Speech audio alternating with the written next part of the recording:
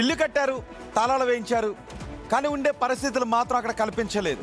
మౌలిక వసతులు లేక లబ్ధిదారులు అడుగు పెట్టకపోవడంతో ఆ ఇళ్లన్నీ కూడా వెలవెలబోతున్నాయి. ఇంకా చెప్పాలి అంటే అసాంఘిక కార్యకలాపాలకు అడ్డగా మారుతున్నాయి ఆ ఇల్లు. ప్రభుత్వం మారినా ఇప్పటికీ లబ్ధిదారులకు అందరి ద్రాక్షగానే మిగిలిపోయాయి ఆ నివాసాలు. మన్యం జిల్లా పార్వతీపురం మండలం అడ్డాపుశిలలో గత ప్రభుత్వ హయాంలో 1983 మంది లబ్ధిదారుల కోసం టిడ్కో ఇల్లు నిర్మించారు. అయితే రోడ్లు, తాగునీరు, విద్యుత్ వంటి మౌలిక వస్తువులు లేకపోవడంతో ఇప్పటికీ ఒక్క లబ్ధిదారుడు కూడా అక్కడ నివాసం ఉండలేకపోతున్నారు.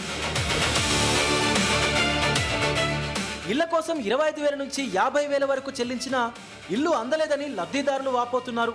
కొంతమందికి మాత్రమే డబ్బులు తిరిగి ఇచ్చారని, మిగిలిన వారు ఇప్పటికీ ఎదురు చూస్తున్నారని చెబుతున్నారు. ప్రజాధనాన్ని అలాగే వేస్ట్ చేయడం కాకుండా లబ్ధిదారులు ఎవరైతే ఉన్నారో వాళ్ళకి దయచేసి ఇప్పుడున్న గవర్నమెంట్ అందజేయాలని నేను మరీ కోరుకుంటున్నాను. అలాగే ఇది 9 సంవత్సరాలు అయిపోయింది కాబట్టి ఇంకా పాడైపోతుంది. దయచేసి ఇంకా ఆలస్యం చేయకుండా ఎవరైతే లబ్ధిదారులు ఉన్నారో వాళ్ళకి అందజేయండి. ప్రస్తుత కూటమి ప్రభుత్వమైన టిడ్కో కాలనీలో అవసరమైన మౌలిక వస్తువులు కల్పించి ఇళ్లను త్వరగా అప్పగించాలని లబ్ధిదారులు కోరుతున్నారు. దయచేసి 2 ప్రభుత్వాలు మారాయి. 2 ప్రభుత్వాలు మారిన తర్వాత కూటమి ప్రభుత్వం వచ్చింది.